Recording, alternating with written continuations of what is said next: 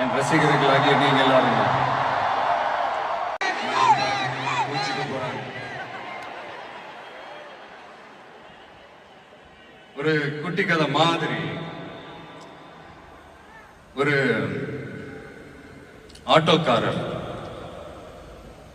ஒரு கர்ப்பிணி பெண்ணை ஆட்டோல ஏத்திக்கிட்டு ஹாஸ்பிட்டலுக்கு போறாங்க. பெரிய மழை பெஞ்சுக்கிட்டு இருக்கு. அப்ப அவர்கிட்ட இருந்த அந்த கொடைய அந்த கர்ப்பிணி பெண்ணை கிட்ட கொடுத்துட்டு இதை எடுத்துக்கிட்டு போமா அப்படின்னு சொல்றாங்க. அப்ப அந்த பொண்ணு சொல்றாங்க, ஆனா இது எப்படி நான் உங்ககிட்ட நான் திருப்பி கொடுக்கறது?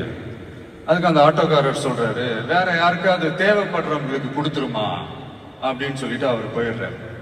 அந்த கர்ப்பிணி பெண் அந்த கொடையை எடுத்துக்கிட்டு ஹாஸ்பிட்டல் வாசலுக்குள்ள போகும்போது அந்த வாசல்ல ஒரு பெரியவர் மழைக்கு பயந்துகிட்டு அப்படியே கை கட்டிக்கிட்டு நின்றுட்டு இருக்கிறார்.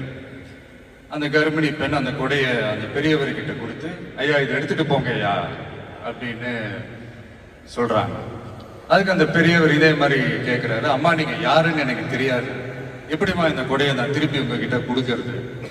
அதுக்கு அந்த பொண்ணு சிரிச்சுக்கிட்டே சொல்றாங்க, வேற யாருக்காவது தேவைப்படுறவங்களுக்கு கொடுத்துருங்க ஐயா அப்படின்னு சொல்லிட்டு போயிடுறாங்க.